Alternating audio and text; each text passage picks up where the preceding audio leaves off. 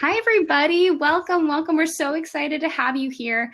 In case you missed it, the panelists and I are super excited to meet you all. Would love to hear about what ERGs you have at your companies, if you're starting an ERG, if you're a lead or a member. And then we really want the session to be interactive today, and we want to address all the questions you might have and need. So feel free to chat in like any questions you might have or things that you'd like us to touch on. So to get us started, I'm Annalise Hager-Preciado. My pronouns are she, her, and hers, and I'm Mexican-American and white. Really love being Mexican-American. We can talk about that, have my art in the background. Currently at Lyft on the Inclusion and Diversity team, where I'm an operations program manager, so I love fixing things, solving problems. I'm also one of the co-founders of Uplift Unidos, and I led the group for 3 years before I moved to the Inclusion and Diversity team. So definitely had a lot of experience and things to talk about there. And last but not least, I'm also an operations volunteer with Techqueria, so really excited to be a part of that larger community and to be serving you all too. Just to give you a quick overview of today's session, we're going to have the panelists introduce themselves with some amazing people lined up for you today. We're going to have them get us started on speaking to the topic of finding community in ERGs. Then we're going to open the floor up for Q&A. And during that time, we can do chat. We can have you come to the floor. So stay tuned for those questions. And then we're actually going to pivot back and do a segment on like final words of wisdoms and hear from our panelists after they've had a time to speak. From there, we'll wrap up and we'll be sending you back to the reception area to go from there. So to get us started, Kelly, do you want to introduce yourself? Yes, I'd love to. Hi, everyone.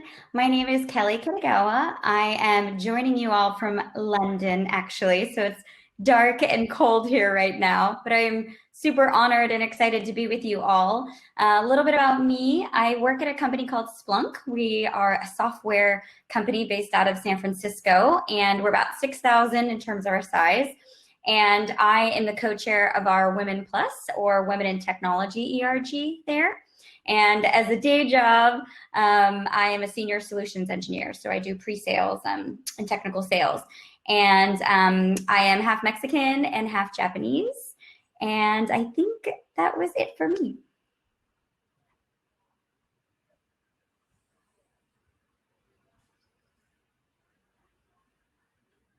Yvette, do you want to take us next? Yeah, absolutely. I'm Yvette. My pronouns are she, her, and hers. I'm Cuban and Salvadoran, and I'm a recruiter at Databricks, which is also a company in the big data space. I actually co-founded and co-lead our Latinx network, and I'm excited to be here. Hola, mi gente. Mi nombre es Luis Curiel, pronouns he, him, él.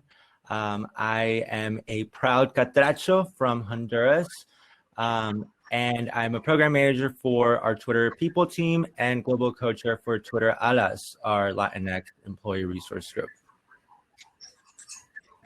Perfect. Everyone, and I'll be dropping everyone's LinkedIn profiles in the chat box in just a sec. But I wanted to start today's conversation by asking, why is it like community important? Like, why do we need that in the first place before we start talking about ERGs? Yeah, so I can take this one. Let's talk a little bit about community, and let's talk about how community is really intrinsic to our people. Think about some of your earliest memories.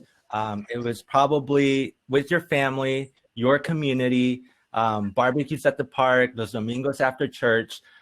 It's really who we are as Latinx people. Second reason why community is so important to BRGs is that these spaces in corporate America are very new for our people. For many of us, this is the first job at a big company, and navigating these spaces can be challenging at times. Further, it's no secret that Latinos are incredibly underrepresented in the tech industry, and that's a bad combination. And so even when seeking support, finding a relatable playing field can seem near impossible. BRG communities erase all of that. They bring it back to our experiences, level that playing field, and empower members to exchange ideas, find solidarity, and begin to truly see themselves in these spaces. And that's the power of community. Thank you, Luis. Such a great way to get started as we start to talk about how we actually find that community, or in some cases create that. And, as we start to talk about, I would love to hear from everyone on the panel, where did you find or create community in your own companies? Yvette, do you want to get us started here? Yeah, of course. So just for some context, when I first joined Databricks, I had moved from Florida. So I didn't have as many friends around. I missed my family. And so there was a need to be around like-minded people like me. And at the time when I joined Databricks 3 years ago, we were just 250 employees. And so there weren't as many Latinos as there are today. And so it was just a small group of us. And I just picked a couple people and I was like, hey, let's just grab some drinks. And it started off more as a social aspect of it. And then over time, it's evolved. And we've different series of that evolution of it, where today, now that the company's over 1,600 employees, it's a lot bigger. We now have a budget. We have, this year, we launched our first Hispanic Heritage Month, where we had a whole lot of events. We're having a Café con Leche next week, which is really exciting. And we're getting a lot of involvement from all of my global colleagues, which is really exciting. Kelly, what's it like at your company? Yeah, so similarly in terms of Yvette, where when you started at the company, it looks very different to now. So I've been at Splunk for almost 8 years, which is a long time in the tech industry at one place. And when we started, we had about maybe 800 or 900 people at the company. And usually as like a woman in tech ERG, they tend to be some of the bigger ones because we cover a bigger identity or a bigger, population necessarily. So again, started off with just doing a panel in the courtyard. You have no idea how many people you can get with free food and free booze. And everyone loves to start about that and just, come hear about some of the senior women in leadership. And then we started doing more of them and people just said, we need to be doing this more often. Like, can we do more of these? And so it started off very grassroots like that. And now we have expanded. We have over 2,000 followers in our ERG, and we have about 20 women on the leadership team. Globally, we have chapters in Plano, Texas, and Tyson's Corner in DC, and London, where I'm at now, and the Bay Area, obviously, and also in Melbourne. So it's just growing and growing. But some of the activities that we offer, we started small, and that's always what I recommend. The first pillar that we really had was mentoring.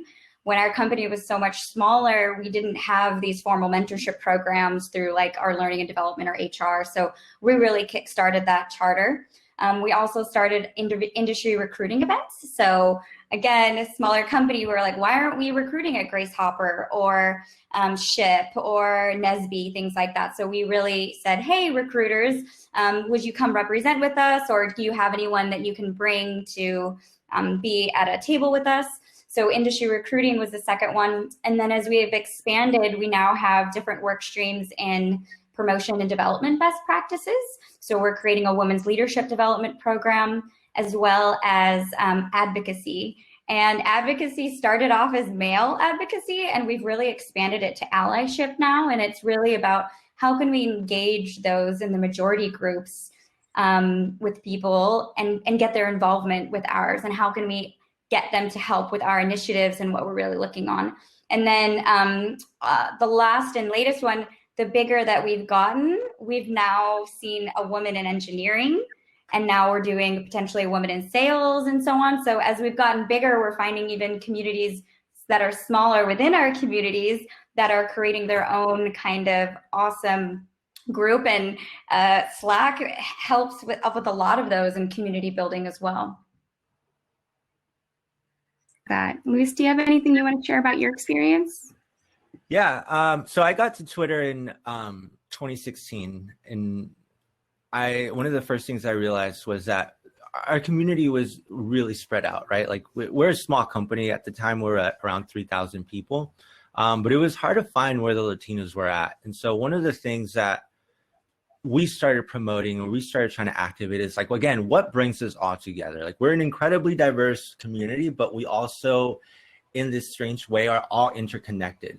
And so just bringing it back to basics, right? The music, the food, our shared experiences, even our lack of experiences and our shared struggles, and just starting those conversations at events, cafecitos, people start to show up, people start to feel that warmth, and you'd be surprised how people start to find that community on their own very, very quickly. The other thing that I would say that's really been helpful over the last 4 years is that I went from, in 2016, driving these initiatives, coming with the ideas, organizing the events, but very quickly I realized that's not a scalable approach. You really need to find what is going to motivate everyone to then be able to carry these initiatives on their own. And so I think that's something that, as leaders, all of us in this chat, we have to be really aware of, right? How do we tap into our network within our company? How do we find those passions? How do we pull those levers? I think one of the best ways to drive accountability is to instill ownership. And so if I can find what motivates you, if I can give you that sense of ownership, that also gives you the highest sense of reward, right? When you accomplish it, it makes you be part of Twitter Alas, not just there's Twitter Alas and I'm going to an event. This is my community as well. And so over the last, 2-3 years, it's been that strategic shift where now my job is really to kind of strategically manage our group and make sure that our members feel heard, our leaders are heard, and our leaders are actually doing what they want to be doing within Twitter Alas. And then I think Yvette and Kelly touched on this a little bit, but especially for companies that are bigger, regionally, you have to be very aware that from office to office, the needs of our members are going to be different. And so, for example, if you are one Latino in Boston, you're going to have a very different perception and you're going to have a much different affinity to Alas than if you're in New York City or in LA where you have 1,000 people, right? And then when you go international, I think one of the realizations has been like in Mexico or in Brazil, or where Twitter has offices, their perception of being Latinx is very different in itself.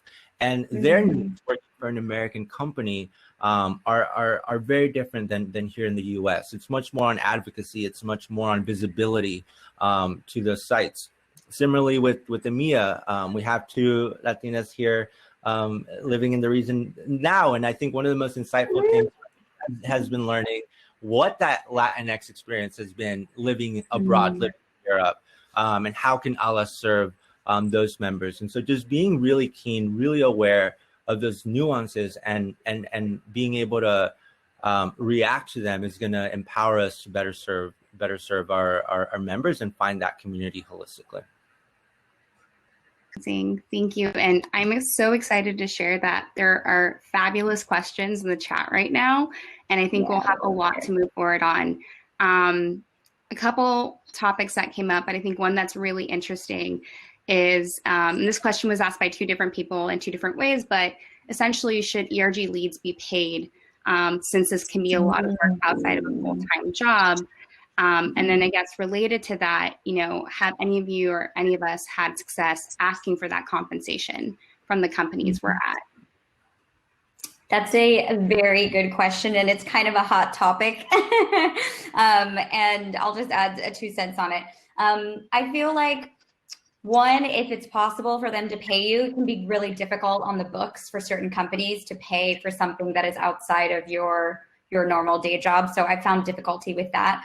But for me, I actually wasn't for paying ERG leaders, and I'll tell you why. My reason was that my number one thing that I care about is that leaders see the value in ERG work, and I felt that if they paid us, that would not fix that problem. So I felt like, again, it's really on leadership, recognizing the value of ERGs and how we tie our ERG initiatives to the company's initiatives, right? Every company has gender and racial initiatives at this point. So that was more important to me, to get the recognition and accountability from the other side rather than compensation. But again, we did have challenges for ERGs, and it's something that we're actually still playing with right now. So it's a really great question, but curious, you two, if that's something similar. Yeah, I think for me, I really prefer for the person not to be paid, because I love the grassroots movement of it all, and how it's very collaborative. It is a lot of hard work. It is exhausting, but I did leverage this for my last promotion, where I was able to say I excelled in all these areas in my job while also managing an ERG. And I think that's where you can leverage it. But I think where there is a use is to have a program manager helping the success of every ERG, because it is very time consuming. Not everybody has the experience that's needed in order to upskill the group and take it to become a BRG. So in 2017, Twitter shifted. So we're no longer employee resource groups. We're now business resource groups. And the reason for that shift is that ERGs are really there, yes, to serve the community, but they also do a lot for the business, right? Around recruiting, retention, visibility, awareness. Like, you think of Twitter as a platform, like being able to have that Latinx perspective. A lot of that, falls on Twitter alas. And so I think we need to recognize that that is work that we're adding, that is value that we're adding to the company. And so my perspective is 100% yes, we need to be compensating our leaders for this work. There's a really great article. So this year we did make a change where we are compensating BRG leaders, and there's a really great article out there on Twitter's policy on that front. But it not only recognizes the work that we're all doing for the company, but it also, again, going back to that ownership, it instills a sense of ownership in our leaders that not only is this a volunteer work now, this is part of your job. And so it elevates us, it makes our leaders take this more seriously, and it instills that ownership that continues to propel the BRG forward. Thanks. And I just added to the chat a quick acronym layout. So ERGs being employee resource groups, BRGs being business resource groups. Can one of you just touch on the difference between the two of those quickly so that everyone's on the same page? Yeah, I mean, I think I just Twitter's philosophy is that, yes, we're there to serve the communities, but we are also there to serve the business. And so that's why we made that shift to business resource groups. Perfect. Thank you, Luis. And along the lines of being paid and compensation, Eve actually had a question of how do you manage the demands of your jobs, especially when you have to work extra hard as a minority with the demands of leading ERGs on top of that? I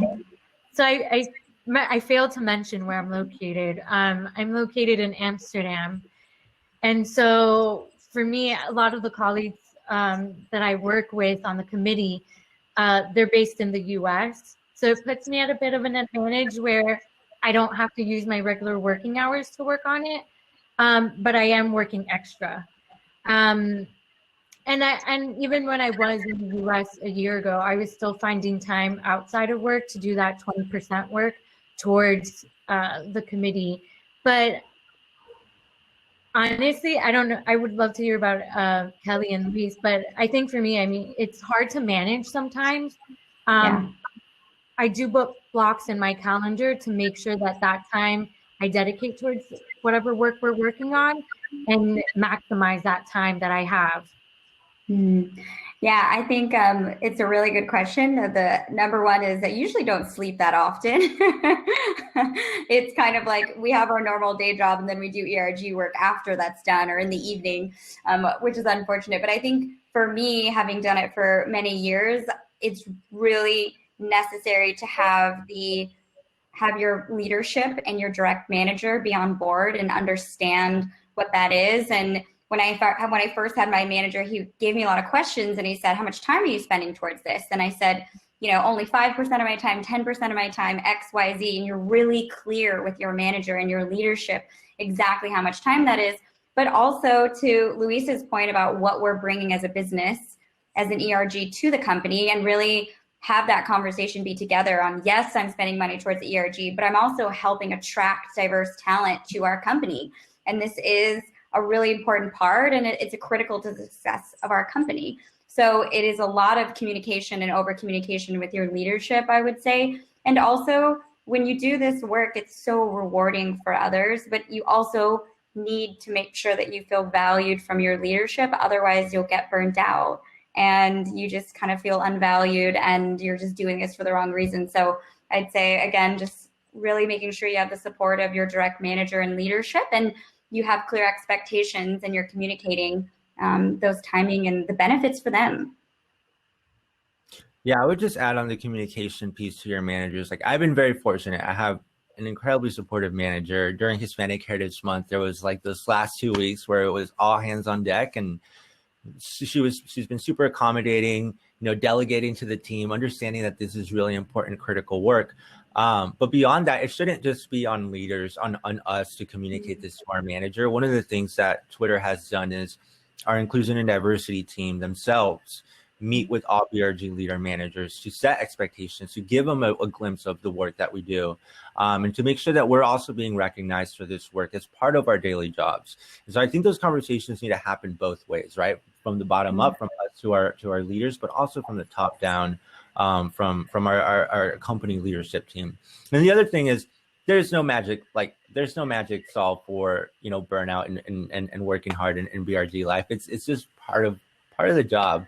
But what I would say that has helped a lot, again, is delegating, finding a team, creating a team, and developing ownership. The last years, we now have versus just having 2 chairs leading our BRGs, we have a group of 7 people across different pillars, from finance, events, marketing, social. And so that allows us to take a step back, let them own these functional areas of us, and us focus more on the strategic initiatives. So definitely build a team. Don't try to take this work on your own. Yeah, thanks for touching on that, everyone. So another question that I'm seeing come up repeatedly is what everyone is doing to account for being remote as far as like programming. And then just had questions if you are asked for ideas around what that might look like. And then related to that is like, how do we motivate the members to be more involved, especially now that we're remote? Yeah, I think remote or involvement in general in ERGs to me is very cyclical. I feel like what has helped over the years is that every year we do kind of like a refresh or a pause, and just to also check in with our leaders and say, hey, is this still an okay commitment for you? And a lot of times when you give people the opportunity, you'll notice when people start dropping off, right? Like stop coming to the meetings, or, it's during user conference or a certain heritage month or something like that. But having yearly check-ins has helped a lot. And I think to Luis's point is about ownership. When we first started the ERG and no one had roles, we were a lot less organized and a lot of people were less committed. But people get really excited about, hey, I'm the co-chair. Hey, I'm the leader of a work stream. Or I've also seen other ERGs vote in for leadership positions as well. So people get really excited, and you actually have to get chosen to be a part of the leadership team, and that could also be really motivating for some people. Yeah, for some of us, especially now during COVID, we've sent out polls to our members and what type of events do they want to have. Even now for the holidays, we're also thinking about beyond having events, but also show them our appreciation for helping us build this community, because the community is nothing without everybody being together and going to events. So for example, for the holidays, we're going to be sending our members some care packages, which we're really excited about. Yeah, and we're going to do a tequila tasting and have holiday recipes. So things like that. Yeah, so like things like that really connect our community. That's what we're doing now during COVID to keep the engagement high. I think go ahead, Luis. Slack has been a godsend. Like the conversations that happen on our Twitter Slack channel are like everything from Bad Bunny to like how do we with promotion. So Slack has been amazing. Virtual event programming is important, but one thing like I would emphasize is make sure your virtual event programming is inclusive. I think one of the great things about being virtual is that you can include everyone. There's not an ALAS-SF and ALAS New York. It's all one ALAS. But like pay attention, for example, to time zones. Like, are you doing it in a time that works for everyone? Pay attention to the perspectives of your events. Are you including EMEA? Are you including LATAM? And so just be very keen on the actual programming itself, that it's relevant to everyone. And I think if it is, people do show up and are excited about it. Yeah, ours, when COVID started, it was right during Women's History Month. So we paused all of the Zoom sessions. And I think the other thing is to be mindful and check in with your community, because Zoom fatigue is real.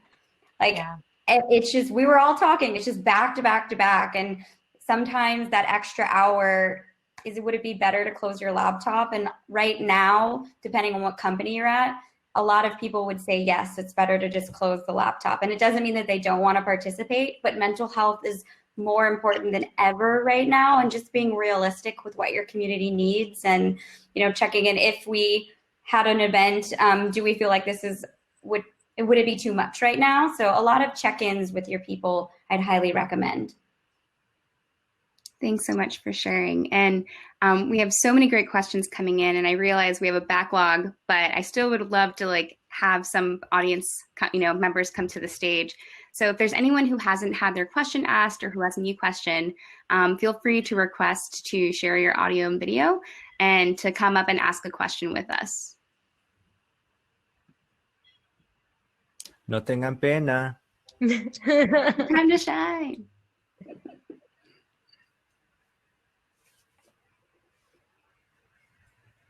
Thanks. I'm really excited to use this functionality, actually, to have someone come on stage with us.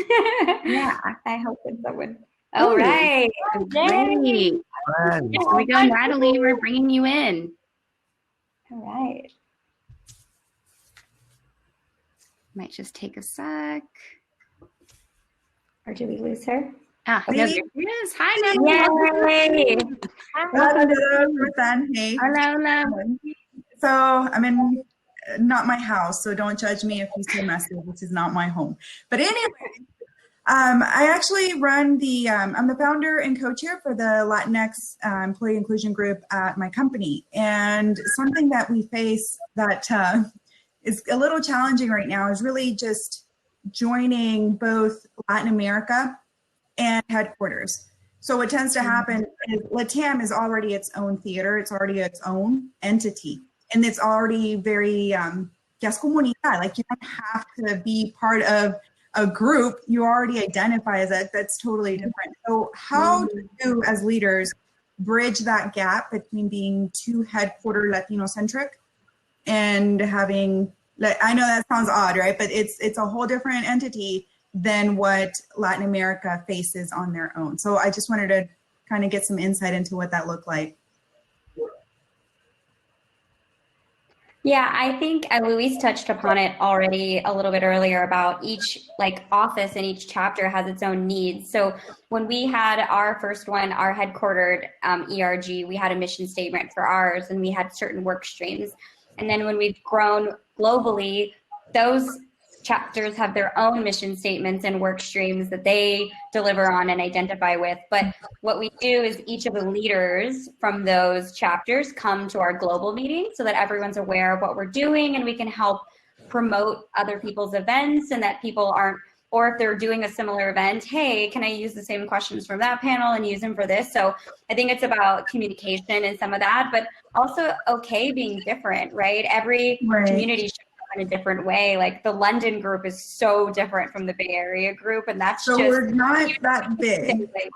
Yeah, so to Yvette mentioned this, it's very small, we're still growing, so it's that kind of thing. We went from 8 members in June of last year to now having 150. So wow. It's I'm still trying to find, how do we really unite everyone when we don't have, speaking of, it's a lot more structural, it's a lot more of a foundation that exists because it is such a big group. And that is a possibility. Women's EIG has that, but we don't, because again, we just started. So what has worked specifically for you all to be able to do that when you're just now growing? So I think this question is more towards Yvette and Luis. Yeah, so I think we're kind of in that. So we just started hiring people in Latin America, specifically in Brazil. So we're in that stage now that there's a possibility to consider chapters. I don't think we have a sufficient amount of people in each region, but I think what we'll probably do is have global events, but then eventually start little subgroups and have and I think even start having codes so that, to Kelly's point, everybody can kind of have similar types of events, but cater it to their audience. Yeah. Okay. Thank you. I'll leave so that someone else can have some space. Thank you. All right, let's bring Martin to the stage. Hey, Martin. Martin's coming to the stage. Hey, Martin, what's up? Hi. How's everyone doing? Can you hear me? Yeah. Speak a little louder, though. Oh, okay. Sorry. My bad. No, my question is really on the pitch to like senior leadership or whoever your sponsorship is that something you have to do every year, or is that something that you have to validate to make sure like this is important, or is that something that as you act that just gets proven every single time? Where this is coming from is I'm starting it at my kind of VC studio, and I'm pitching it right now, and I think it's important, and I know it's important, but I don't know whether I need to keep doing this every year, and what does that look like for all of you? And also, where do you get your data? Because I need data to to validate, this. Yeah, I think we've been really fortunate that we've had a 9D team that has codified executive sponsors within our BRG process for as long as I've been there.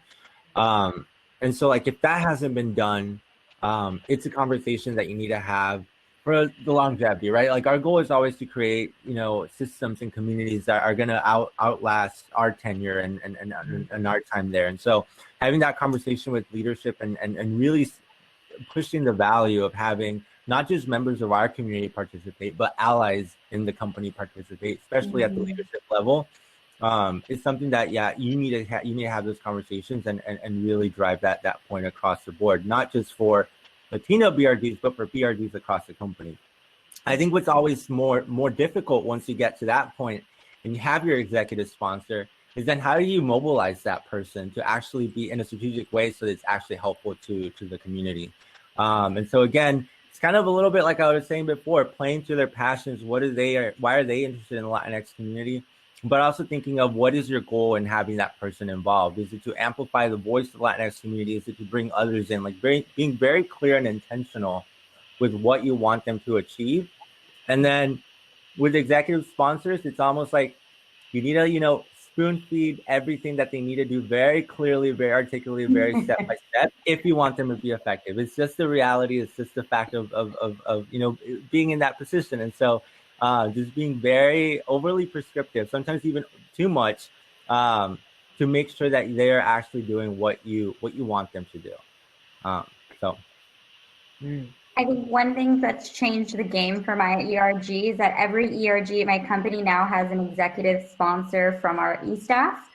So our CHRO has my sponsorship. Our CFO has a Somos ERG as well. And that has changed the game, to Luis's point about not only money, but also they are advocating for us and for our messages across the board to their organization. So going from that top-down approach and really spreading your message and really being clear about what a sponsor means to you and also to them, and give them the chance that these are your commitments you are making to us, like as well, and holding them accountable to it. Awesome. No, thank you. This is, I think the last part is really, because I've heard a lot about ERGs. They thrive really well when their sponsors there, but then they make a decision and they leave, and then that kind of starts the end of that. So thank you. Thank you for the question.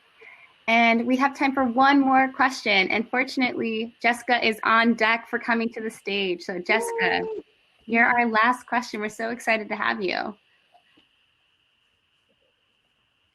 Hi, everyone. Jessica there. Hi, I'm an ERG leader at UC Berkeley. And my question, I have many questions, but one of them is, how do you address this intersectionality of what it means to be Latinx? How do you bring maybe other ERG groups into the conversation? and how do you address this intra-Latinx divide that we sometimes have? Yeah, this has been a huge journey for my ERG in particular, because as we all know, there's so many intersectionalities for every ERG, right? Especially in the Latinx community, Brazilian, Mexican, Honduran, right? And making sure that you are not doing performative allyship. Like, yeah, we support the Black community and we support Black women in mind, but then not actually doing anything. And so my ERG has made, especially after Black Lives Matter, we have changed our commitments and our mission statement to be more intersectional in our advocacy. And also, anytime we do events, we make sure, are we representing BIPOC community first and women first before we bring on any white men, or, you know, are we considering those kinds of things? So it's really us reevaluating our mission statement and what we're set out to do, because especially with some ERGs, they advocate one group and leave a lot of other people behind. And it's usually Black women, particularly, that we leave behind. So, and in tech, you know, you cannot lift up one and just say that's good enough. And you see this so much in the women community. They always lift up white women or Asian women, but not women of color. And so this is a huge change that we are making, and also being vocal about it. But I'm curious, the other two as well. Yeah, I think even for me, it's quite similar. There was a big change with the Black Lives Matter movement, where our leadership teams had a discussion with our Black employee network group, and we really discussed, what does allyship mean for each other? And through that conversation, we decided that we should have more collaborative events, because a lot of the topics that we do want to talk about, it affects our communities too. And I think that I don't see this often at a lot of companies where there isn't cross collaboration, and there should be more of that, because together you're so much more stronger, especially when there's big issues like Black Lives Matter, where together as a community, you can help each other and really advocate for the company to make a change. And on that point, the more strategic that you can be together. Sorry, Luis, didn't mean to cut you off. Go ahead. No, the only thing I would add a couple points. One, like, let's recognize the fact that Latinidad and Latinx is a very complicated term, and that's not unique to BRGs or the tech community. It's just a fact of life. And the more we continue to have these conversations, the closer we're going to get to an identity that is really inclusive of how diverse our people are. But I see the richness and intersectionality within the Latinx community as a value rather than as a detriment to us. And I'll give you, two perspectives. One, internally, this year, obviously with a lot of what's been happening, we've had an opportunity, and really it's only BRGs within work and our communities are able to have a real conversation on anti-Blackness within the Latinx community, or really have a conversation of machismo, mental health within the Latinx community, or homophobia within the Latinx community. And so, like, having those spaces and having those conversations is so critical for us to move the needle in the right direction. And then the other perspective is from an external perspective, as representatives of the Latinx community. You want to talk about underrepresentation, let's talk about the underrepresentation of Afro-Latinos in media. Let's talk about the underrepresentation of Latina women in media and government and all across industries. Let's talk about underrepresentation and the stories that are not heard of the immigrant struggle in the Latinx community, or the Asian narrative in South America and the richness there. And so having us be advocates of this conversation of intersectionality and leading and weaving ourselves into these conversations also lends visibility how present and how intersectional we really are in the world. So that's my answer. Love that. Thank you so much for joining us on stage, Jessica. Great question. Thank you, everyone. All right. That was great. Yeah. And I don't know if you all noticed, but time flies. We have 4 minutes to wrap up. But so much insight has been exchanged already. And I always love to end panels with, like, what's that one takeaway? Or in this case, like, what are those final words of wisdom that you all have to share with the audience? And then audience members, I'd love for you all to share your words of wisdom to the broader group, just so we can get as much insight collectively as possible. Who's going to go first? Yvette, you go first. I mean, oh gosh, don't give up. I mean, especially if you're just starting an ERG like I did 3 years ago, you go through a lot of challenges. It's hard, but it's so rewarding. I mean, for me, when I was able to go to our company retreat last year, it was amazing to see the massive amount of growth and seeing other ERGs pop up, and continue to collaborate and embrace the evolvedness of the ERG. There's going to be so many changes as it grows and as a company grows, and stay committed. It's a lot of hard work, but it's really rewarding. I can go next. Yeah, Okay. I always feel like, Luis, I'm waiting for you, and then I'm like, oh, okay, you go. Okay, so I have two. One, find your tribe. We mentioned it. Find your leaders, find your strategic partners, your allies that are both going to help you advance causes, but also the ones that are just going to be there to support you and carry this work forward and cultivate those relations. The second one, non-related to BRGs, but vote. 32 million eligible Latinx voters in 2016, and less than half voted in the previous election. And while all eyes are on the ballot, on the top of the ticket, don't forget all the initiatives that are on the ballot this year. In California, we have 13 measures to vote on. We all get a book around this time. Start opening that book up, educate yourself on everything that is on that ballot, and make sure you get out the vote. Our generation is different. Our people are different in that voter activation comes from the bottom up, meaning that we are the ones telling our parents, our tias, our abuelos, our comadres, our friends to vote. And so not just go and vote, but make sure that you activate, you call your family and friends, and you have these conversations, and you show up on November 3rd. Yeah, love that. How do I finish after that, Louise? Thanks. Well, my words of wisdom. First, so many of you on this call are ERG leaders, and I just wanted to thank you for enriching this community, and especially within tech. It is so much a labor of love and a lot of unpaid emotional labor. And I just want to say thank you to all of you for making tech a better and more inclusive place. And you are all individually doing that. And it is so rewarding, but also really exhausting. And so that goes to number 2, where it's like, you are not doing this alone. You cannot take on all of it. So start small, kill it on that one work stream of mentoring or community or cafecitos, kill it on that one, get more people, get more resources, bodies, and then build and grow off of a wonderful foundation. But it is just so important that the work that you do, and I feel like companies are never doing it as fast enough as we need. And it's just, I'm so grateful for all of you wonderful people that are single-handedly, literally doing this for your company. So I just wanted to say thank you. And you're not alone. You are not alone. Thank you so much, panelists, and thank you, audience members. We hope you got so much out of this conversation. Find the speakers on LinkedIn. I have questions that didn't get answered. I'll send those to the speakers as well. And we hope you enjoy the rest of day 3. It's the last day, so hop on back to the reception area. We actually will be having some networking and expo opportunities from now until 2 o'clock. So thank you all for coming, and have a great rest of your day. Thank you.